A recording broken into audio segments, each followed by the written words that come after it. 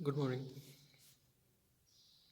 Single phase A C circuit या सेशनमध्ये आपण त्या ठिकाणी लास्ट लेक्चरमध्ये सायकल आणि पिरियडिक टाईम स्टडी केला होता. ठीक आहे. सायकल जे आहे जसं की आपण बघितलं होतं की कॅथोड रे ऑस्किलोस्कोपवर ज्यावेळेस आपण बघतो तर त्यामध्ये जो वेव्हफॉर्म तयार होतो साईन वेव्हमध्ये त्याला आपण त्या ठिकाणी सायकल म्हणतो. म्हणजेच एक हाफ पॉझिटिव्ह सायकल आणि एक निगेटिव्ह हाफ सायकल ज्यावेळेस कंप्लीट होतो त्यावेळेस त्याला सायकल असं म्हटलं जातं.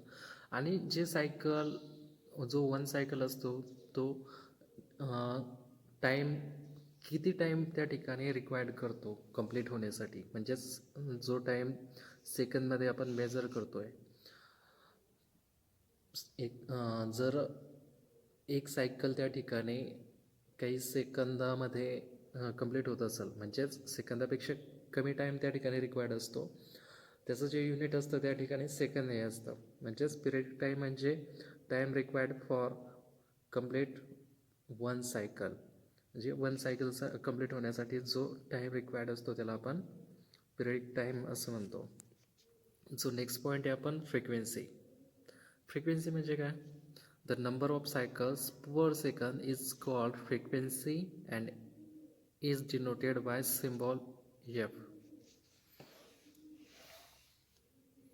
फ्रिक्वेन्सी म्हणजे काय? The number of cycles. आता आपल्याला सायकल्स म्हणजे काय ते माहिती आहे. ठीक आहे.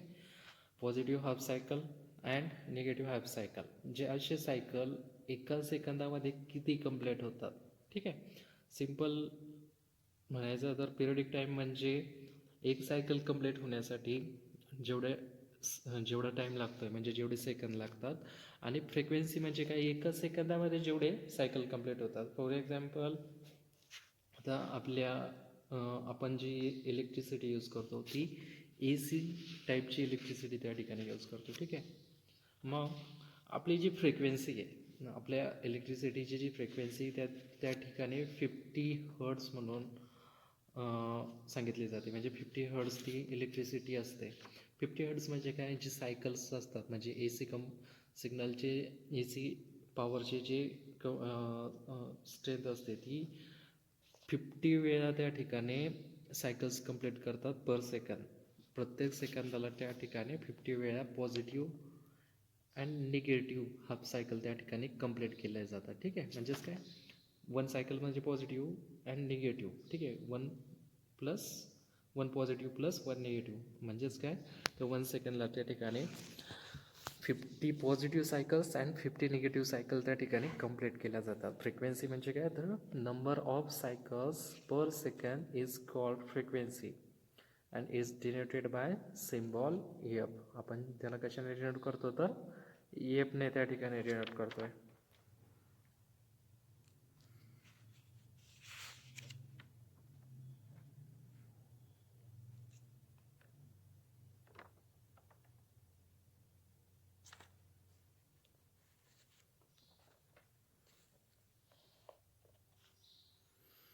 Frequency is defined as the number of cycles completed by an alternating quantity in 1 second.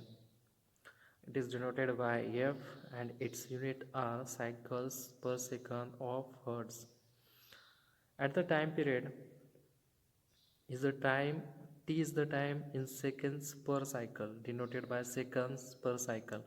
Hence, relation between frequency and time period is frequency is equal to cycle by second. That means 1 upon second by cycle is equal to 1 by t. आता इथे simply एक formula दिलेला आहे. F is equal to 1 upon T. म्हणजेच काय? Frequency जी आहे, frequency ती कशा स्वरूपात आपल्याला भेटते? ज्यावेळेस आपण एकाला त्या ठिकाणी कशाने डिवाईड करू? तर टाईम पिरियडने. टाईम पिरियड म्हणजे आपण बघितलं आहे की वन सायकल कंप्लीट होण्यासाठी जेवढा टाईम रिक्वायर्ड असतो त्याला आपण टाईम पिरियड म्हणतो. मग हे कसं आपण त्या ठिकाणी सिद्ध करू? ज्यावेळेस आपण टाईम पिरियड बघितला, टाईम पिरियड म्हणजे काय? Time in seconds per cycle, म्हणजे सेकंड बाय सायकल. मग फ्रिक्वेन्सी जी आहे, फ्रिक्वेन्सी काय? सायकल्स डिवायडेड बाय सेकंद, बरोबर आहे ना. फ्रिक्वेन्सी जर आपल्याला डिफाईन करायची असेल तर आपण कशी डिफाईन करू. सायकल कंप्लीट होण्या एका सेकंदामध्ये जेवढे सायकल्स त्या ठिकाणी कंप्लीट होतात म्हणजेच काय, सायकल्स डिवायडेड बाय सेकंड्स. ठीक आहे, म्हणजेच 1 डिवायडेड बाय सेकंड्स पर सायकल. आणि आपण बघितलं आहे की सेकंड्स बाय सायकल म्हणजेच काय, टाईम पिरियड त्या ठिकाणी means 1/t. F is equal to 1 divided by T. is if the angular velocity w is expressed in radians per second. आता या ठिकाणी अँग्युलर वेलोसिटी दिलेली आहे. ठीक आहे, अँग्युलर वेलोसिटी म्हणजे काय, अँग्युलर वेलोसिटी मीन्स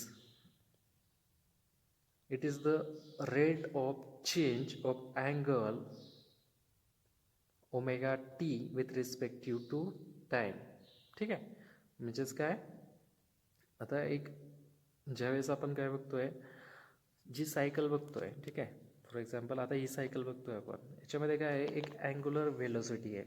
म्हणजेच काय, omega is equal to D theta divided by D time आपण त्या ठिकाणी बघू शकतो. ठीक आहे, ज्यावेळेस आपल्याला ओमेगा कन्सिडर करायचा आहे त्या ठिकाणी काय बघणार आहे आपण, डी थिटा म्हणजे त्याचा जो अँगल आहे त्याला आपण कशाने डिवाइड करणार आहे, तर टाईमने. Where d theta is the change in angle in time d t. D t काय आहे त्या ठिकाणी, टाईम आहे. आणि जो डी थिटा आहे तो काय आहे, चेंज इन अँगल. इथं प्रत्येक वेळी काय होतोय, अँगल चेंज होतो प्रत्येक टायमिंगला. एक्स जो ॲक्सेस आहे त्या ठिकाणी तो टाईम शो करतो आहे. ठीक आहे, तर या ठिकाणी तुम्ही बघू शकता जी सायकल आहे त्या ठिकाणी त्या सायकलचा अँगल प्रत्येक टायमिंगला त्या ठिकाणी चेंज होताना दिसतो आहे आपल्याला. 1 पॉझिटिव्ह सायकल आणि 1 निगेटिव्ह सायकल. याच्यामध्ये आता जसं की डायग्राममध्ये दाखवलं आहे 0 to 180 डिग्री हाफ सायकल जो आहे तो त्या ठिकाणी 180 डिग्री कन्सिडर करतो. आणि त्यानंतर जो हाफ सायकल साईन वेव्हमध्ये जो आहे आणि निगेटिव्ह हाफ सायकल ज्यावेळेस त्या ठिकाणी कंप्लीट होतो त्या ठिकाणी 360 डिग्री त्या ठिकाणी कंप्लीट होत आहे. म्हणजेच काय, d t is equal to T म्हणजे time period, then the corresponding change in theta is 2π radians. म्हणजेच काय, डी थिटा म्हणजे काय दिलेलं आहे तिथं 2π, बरोबर आहे. मीन्स आपल्याला काय omega is equal to 2π f. Now peak factor.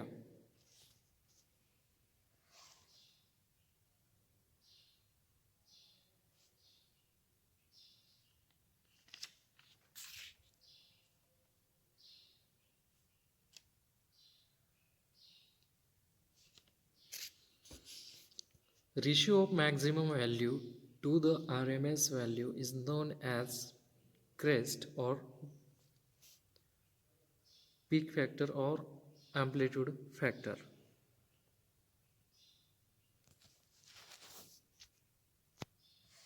म्हणजेच काय, द मॅक्झिमम व्हॅल्यू. आता मॅक्झिमम व्हॅल्यू म्हणजे काय, ज्यावेळेस आपण बघितलं आहे सायकलमध्ये त्या ठिकाणी म्हणजे मॅक्झिमम व्हॅल्यू म्हणजे सायकल जो 90 डिग्रीवर ज्या ठिकाणी एकदम टॉप लेवलला त्या ठिकाणी पोहोचतो आहे, ती ज्यावेळेस एक्स ॲक्सिसवरून ती व्हॅल्यू आपण मेजर करू म्हणजे ती जी व्हॅल्यू असते त्याला त्या ठिकाणी आपण मॅक्झिमम व्हॅल्यू असं म्हणतो, किंवा मग पीक व्हॅल्यू त्या ठिकाणी म्हणतो. तर maximum value that means peak value और जो ॲम्प्लिट्यूड असतो of an alternating quantity is called as the crest value means peak value. ठीक आहे, of the quantity. The crest factor is defined as the ratio of crest. Crest means crest, peak किंवा amplitude. ठीक आहे, थोडे हे सगळे काय झाले त्या ठिकाणी ॲम्प्लिट्यूड झाले. त्याची जी मॅक्झिमम व्हॅल्यू आहे त्याला आपण त्या ठिकाणी क्रेस्ट म्हणतो, पीक व्हॅल्यू म्हणतो किंवा त्या ठिकाणी ॲम्प्लिट्यूड म्हणतो. Value to the RMS value of the quantity. ठीक आहे, म्हणजेच काय, पीक फॅक्टर काय सांगता येईल आपल्याला, मॅक्झिमम व्हॅल्यू म्हणजेच काय, peak value upon RMS value. म्हणजेच काय सांगता येईल आपल्याला, तर as the peak value is always higher than the RMS value, crest factor is always higher than 1. For a sinusoidal alternating quantity, the crest factor is given by,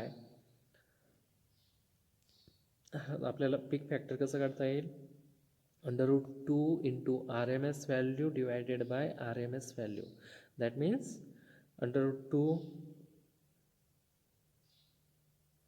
or 1.414 for a sine wave. Then form factor. The ratio of RMS value to average value is known as form factor. Means form factor is equal to RMS value divided by average value.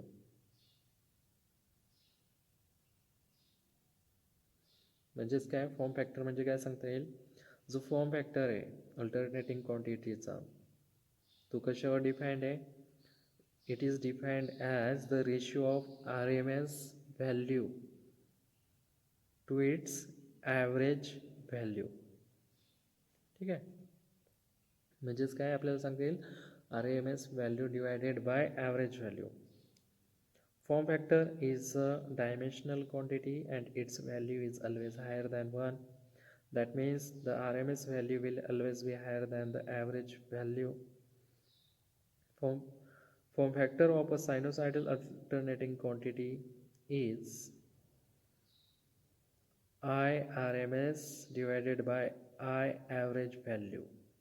आणि जो form factor असतो तो काय असतो, 1.11 त्या ठिकाणी. ठीक आहे, now what is a phase difference. आता फेज म्हणजे काय आपण त्या ठिकाणी बघितलं आहे. ठीक आहे,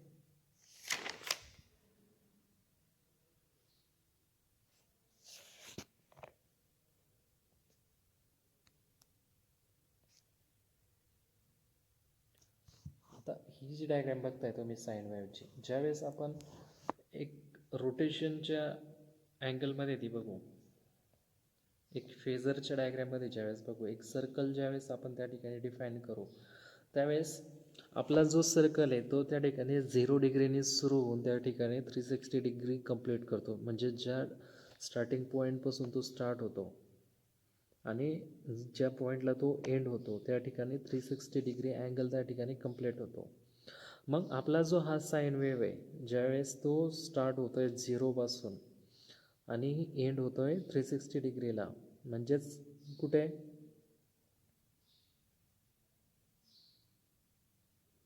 म्हणजेच तो कंप्लीट होतो आहे त्या ठिकाणी 2π. ठीक आहे, पाय म्हणजे आपल्याला माहिती आहे पायची जी व्हॅल्यू आहे 3.14. तर जो अँग्युलर जो फेजर आहे, फेजर म्हणजे काय, जो अँगल आहे त्याचा, तर तो त्या ठिकाणी कशा प्रकारे आपल्याला भेटतो, तर π/2. आता जो ए पॉईंट दिलेला आहे डायग्राममध्ये, ठीक आहे, फर्स्ट जी 0पासून जो सायकल तयार झालेला आहे, जो ए पॉईंट आहे त्या ठिकाणी 90 डिग्री अँगल त्या ठिकाणी कंप्लीट होतो आहे. ठीक आहे, आणि त्या जो जी व्हॅल्यू आहे फेजरची ती आहे त्या ठिकाणी π/2, π/2. म्हणजेच काय, 90 डिग्रीला त्या ठिकाणी π/2 व्हॅल्यू आहे. ज्यावेळेस 45 अँगल करेल त्या ठिकाणी मग π/4 त्या ठिकाणी व्हॅल्यू भेटेल आपल्याला फेजरची. ज्यावेळेस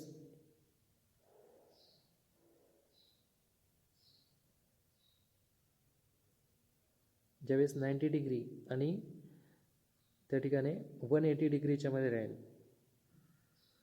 किंवा मग 180 डिग्रीला ज्या ठिकाणी राहील त्या ठिकाणी आपल्याला पाय व्हॅल्यू भेटेल. आणि ज्यावेळेस आपण 360 डिग्री अँगल त्या ठिकाणी कवर करतो आहे त्या ठिकाणी 2π व्हॅल्यू आपल्याला भेटेल. ठीक आहे, आता झाला हा फेज. ठीक आहे, आता दुसरा जो स्टार्टिंग पॉईंट आहे तो मायनस निगेटिव्ह सायकलपासून त्या ठिकाणी स्टार्ट होतो आहे. दॅट मीन्स त्यांच्यामध्ये काय आहे, हा पॉईंट त्या ठिकाणी झिरोपासून स्टार्ट झाला आहे, ठीक आहे. पण हा जो सायकल दिसतो आहे तो त्या ठिकाणी निगेटिव्ह हाफ सायकलपासून त्या ठिकाणी स्टार्ट झालेला आहे. म्हणजेच त्यांच्यामध्ये काय आहे, त्या ठिकाणी फेज डिफरन्स आहे. फेज डिफरन्स म्हणजे it is not necessary that two voltages or current waves originate at the same instant of time to understand this point. आता प्रत्येक वेळी असं गरजेचं नाही आहे की दोन जे व्होल्टेज किंवा करंट वेव्ज आहे ते सेम टायमिंगला त्या ठिकाणी पॉझिटिव्ह हाफ सायकल आणि निगेटिव्ह हाफ सायकल त्या ठिकाणी कंप्लीट करत असतात. म्हणजेच यांच्यामध्ये जर फ्रिक्वेन्सी म्हणजेच काय तर टायमिंगमध्ये डिफरन्स असेल तर त्या ठिकाणी त्याला काय म्हणतो आपण, फेज डिफरन्स असं म्हणतो. आता यांची जी व्हॅल्यू आहे ॲम्प्लिट्यूड किंवा मग व्होल्टेज करंट व्हॅल्यू ती सिमिलर आहे. फक्त याच्यामध्ये डिफरन्स काय आहे, तर यांची जी फेज आहे याच्यामध्ये डिफरन्स आहे. याची जी फ्रिक्वेन्सी ती पण त्या ठिकाणी सेम आहे. फक्त डिफरन्स काय आहे, तर यांचा जो फेजर आहे म्हणजे पॉझिटिव्ह हाफ सायकल आणि निगेटिव्ह हाफ सायकल ज्या टायमिंगला त्या ठिकाणी कंप्लीट होतो आहे त्यांच्यामध्ये त्या ठिकाणी डिफरन्स आहे. म्हणजेच काय, तर voltage 1 and voltage 2 do not have the same zero crossover point, so we say that there is a phase difference between them. म्हणजेच काय, यांच्यामध्ये एक प्रकारचा फेज डिफरन्स आहे.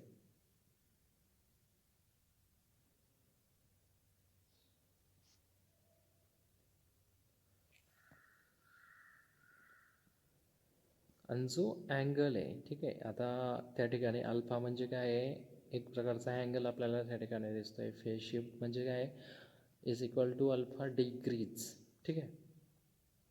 त्याला आपण त्या ठिकाणी फेज डिफरन्स असं म्हणणार आहोत. A is head of B because A attains the maxima of minima before B, minimum before B, A leads B, B lacks A. ठीक आहे. अल्फा काय झाला त्या ठिकाणी, फेज डिफरन्स.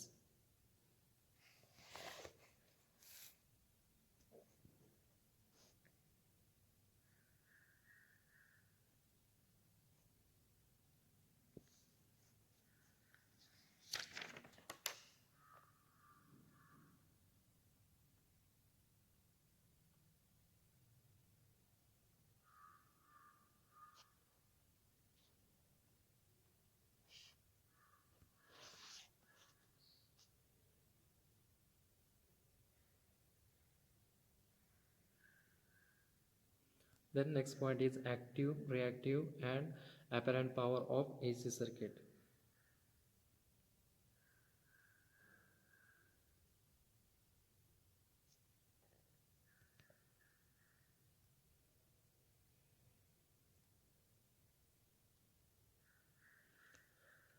When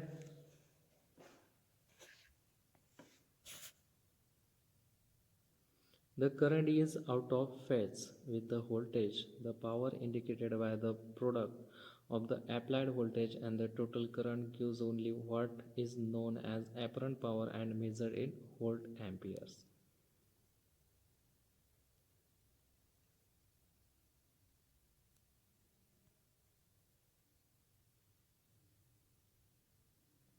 म्हणजेच काय, ज्यावेळेस करंट जो असतो तो त्या ठिकाणी आउट ऑफ फेज असतो. With the voltage, the power indicated by product of applied voltage and total current gives only what is known as apparent power and measured in volts amperes. The power that is returned to the source by a reactive component in the circuit is called reactive power and is measured in VAR. म्हणजेच काय, reactive power म्हणजेच product of voltage, current and sine of angle between V and I. Voltage आणि I मधला जो sign of angle असतो त्याला आपण त्या ठिकाणी रिॲक्टिव्ह पॉवर असं म्हणतो. The reactive power is also called as imaginary power and it is expressed in VAR. VAR म्हणजे काय, त्या ठिकाणी व्होल्ट ॲम्पियर रिॲक्टिव्ह, ठीक आहे. VAR म्हणजे काय, volt ampere reactive or kVAR, that is kilowatt ampere reactive. Reactive power is a part of total power which is not consumed by the load. Reactive power simply travels from source to load and back from load source.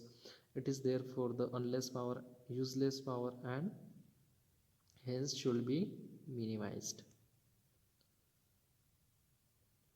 The power factor that actually used in the circuit dissipated in resistance is true or active power and is measured in watts or kilowatts.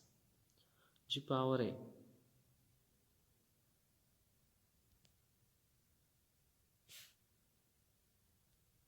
Apparent power ज्याला आपण असं म्हणतो.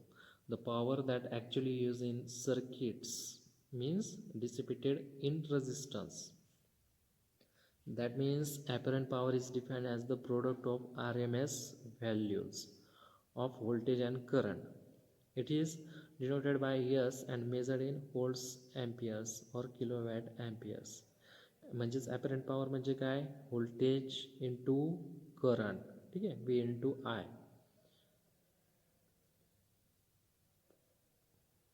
नाव impedance in AC circuit. जो impedance AC सर्किटचा तो कशा प्रकारे आपल्याला भेटेल, तर R plus minus JX is equal to Z more than theta is equal to Z cos theta plus JZ sine theta. या प्रकारे ॲक्टिव्ह, रिॲक्टिव्ह आणि apparent power of AC circuit त्या ठिकाणी आपण डिफाईन करू शकतो.